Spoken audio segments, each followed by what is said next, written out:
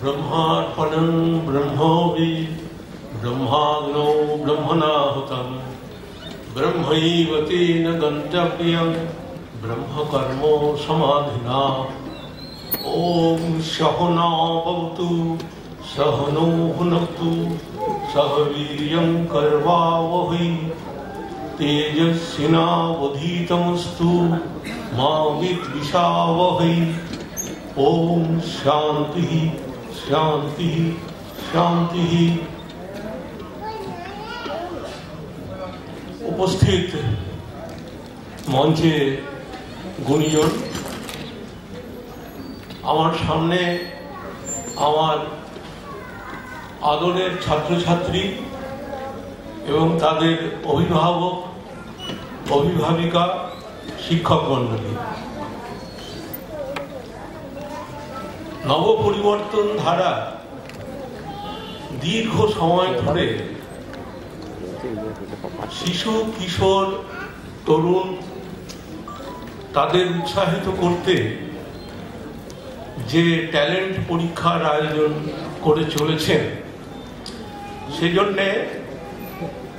এই নব পরিবর্তন ধারার কর্ণধার মিস্টার ঘোষ অভিনন্দনযোগ্য। আপনারা জানেন শিক্ষাক্ষেত্র এখন কুরুক্ষেত্রে রূপান্তরিত। শিক্ষাক্ষেত্রে কুরুক্ষেত্রে সমবেতা যুযুৎসব। ফলে শিক্ষক এবং ছাত্রের মধ্যে যে সম্পর্ক তা ক্রমশ অধঃপতিত হচ্ছে। এই পরিবেশে তরুণ প্রজন্মকে শৈশব থেকে উৎসাহিত করবার যে দায়িত্ব নবপরিবর্তন ধারা নিজেদের কাঁধে তুলে নিয়েছেন, তার জন্য আমরা অবশ্যই গর্বিত। অনেক সংক্ষিপ্ত অমূল্য বক্তব্য রাখার জন্য অনুরোধ করব মাননীয় bishop Peter doctor Alok Mukhopadhyay মহাশয়।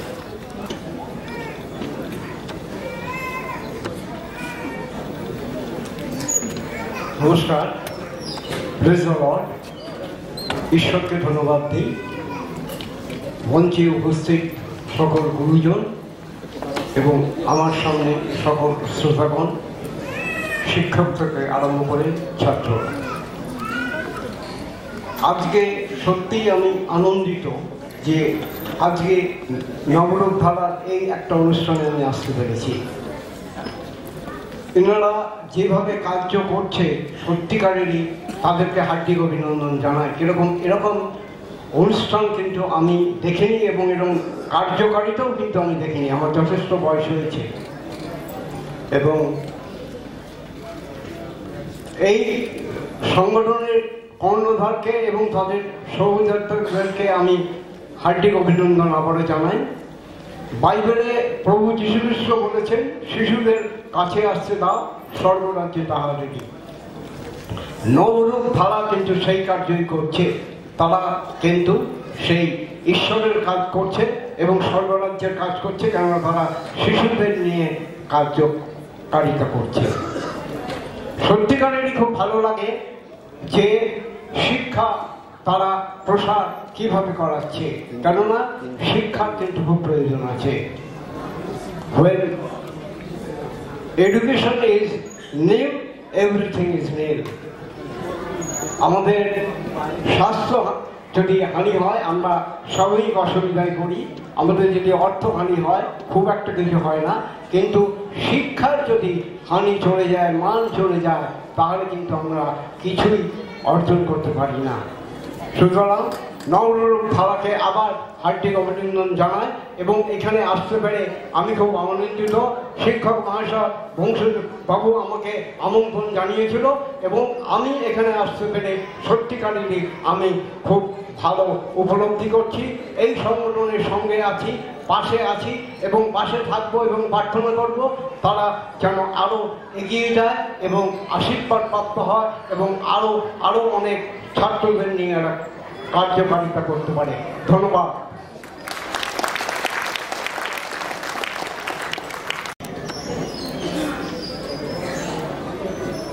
মঞ্চে দেখে নেব মাননীয়া নূপুর বাসু দাস মহাশয়কে সামান্য কিছু বক্তব্য রাখতে।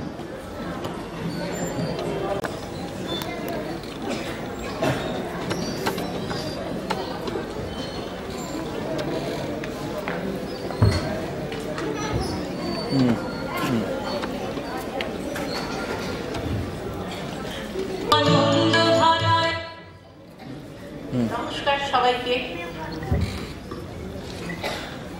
বিশেষ করে আমার আন্তরিক শুভেচ্ছা এবং অভিনন্দন এই নবপরিবর্তন ধারা কর্ম যোগ্য যারা করছেন তাদের সকলকে এবং তার প্রতিষ্ঠাতাকে। নিঃসন্দেহে বলতে হবে আমার জীবনে তো এরকম কিছু দেখা প্রথম। আমি যদিও বহুদিন এনজিওতে ছিলাম এবং বহুদিন মানুষের সাথে কাজ করেছি, প্রায় 30 বছরের অভিজ্ঞতা, কিন্তু কখনো আমি এরকম কোনো প্রতিষ্ঠানের সঙ্গে যুক্ত হইনি বা কানেও শুনিনি যে যারা বাচ্চাদের নিয়ে তাদের পড়াশোনাটাকে এগিয়ে নিয়ে যাওয়ার জন্য এমনভাবে ভাবতে পারে। ভাবনাটার মধ্যেই একটা ভীষণ নতুনত্ব রয়েছে, যে নতুনত্বটা কিন্তু সৃষ্টিমুখী, সৃষ্টিধর্মী এবং বাচ্চাদের ভীষণভাবে অনুপ্রাণিত করবে বা করছে।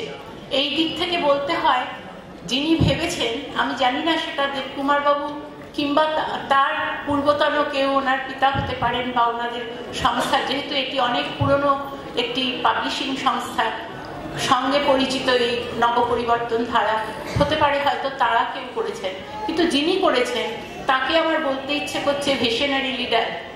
এই যে ভিশন, ওনার যে ভিশনটা উনি দেখেছেন যে এটা করতে হবে আগামী দিনে, এটা যারা আমাদের যারা আগামীর অভিভাবক বা আগামীর পথ প্রদর্শক, তাদের জন্য আজকের দিনে রাস্তা তৈরি করতে এই পরিবর্তন ধারা সত্যিই একটা পরিবর্তন আনছে সমাজে। সত্যি যারা পড়তে চায়, যারা লিখতে চায়, যারা বড় হতে চায়, তাদের মধ্যে একটা নবপরিবর্তন আনতে সাহায্য করছে এরা। তাদের আমি কুর্নিশ জানাই এবং সত্যি এই সুযোগটা আমাকে দেবকুমার ঘোষ দিয়েছেন, সেজন্য ওনাকে আমার আন্তরিক শুভেচ্ছা এবং ধন্যবাদ। দেবকুমারের সাথে আমার আলাপ মাত্র 3 বছর, আমারই লেখার পাবলিশিং এর সুযোগে।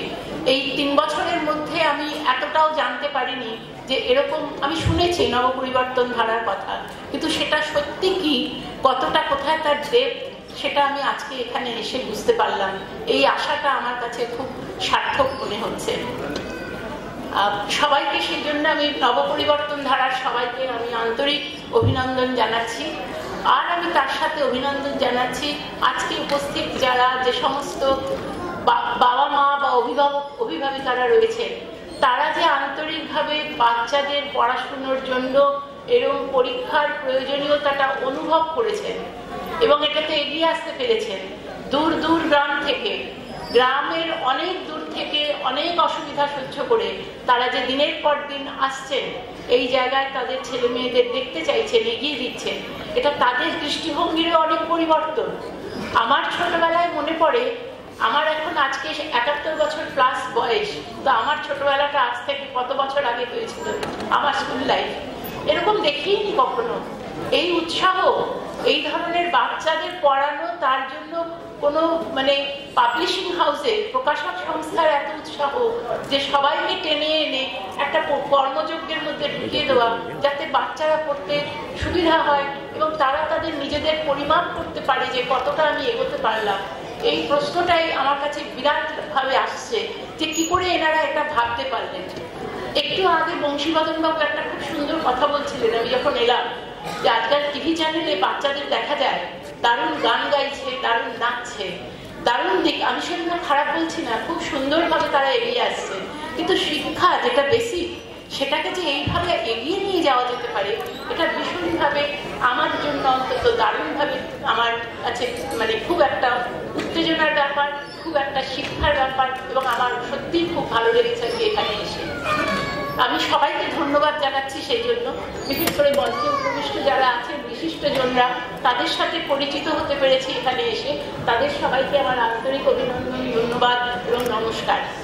আমি সহজে এক্ষুনি কিন্তু মাইক ছেড়ে যাচ্ছি না, কারণ এতজনকে সামনে পেয়ে আমার 2-4টে কথা বলতে ইচ্ছে করছে এই ছাত্রছাত্রীদের জন্য এবং তাদের যারা গাইড করেন অহর্নিশি ঘরে বা বাইরে বসে, তাদের জন্য। 2-4টে কথার মধ্যে আমি যেটা বলতে চাইছি, যারা আমি তুমি বলছি কারণ তোমরা অনেক ছোট আমার থেকে, স্টুডেন্ট যারা আছো অনেক ছোট, অভিভাবক অধিকারাও আমার থেকে অনেক ছোট। তোমরা যারা ক্লাস 1, 2, 3, 4 বা 10, 11-এ পড়ো, তোমাদের প্রত্যেকের কাছে আমি জিজ্ঞেস করছি তোমাদের কি অভিজ্ঞতা, কেমন মনে হয় এই পরীক্ষাটা দিতে গিয়ে? উত্তর দেওয়ার সময় তোমাদের নেই আমি জানি, কিন্তু আমি জানি এটাও আমি আসছিলাম যখন, তখন একটি ক্লাস 3 বাচ্চার সঙ্গে আমার আলাপ হলো। আমি জিজ্ঞেস করলাম তুমি কোন ক্লাস, ওর নামটাও বলেছিল, আমি ভুলে গেছি নামটা। বাচ্চা একটি ছেলে ঘুরছিল, বললাম আমি 3-তে পড়ি। তুমি পরীক্ষা দিয়েছো? হ্যাঁ। কেমন লেগেছে? আমি পুরস্কার পাবো।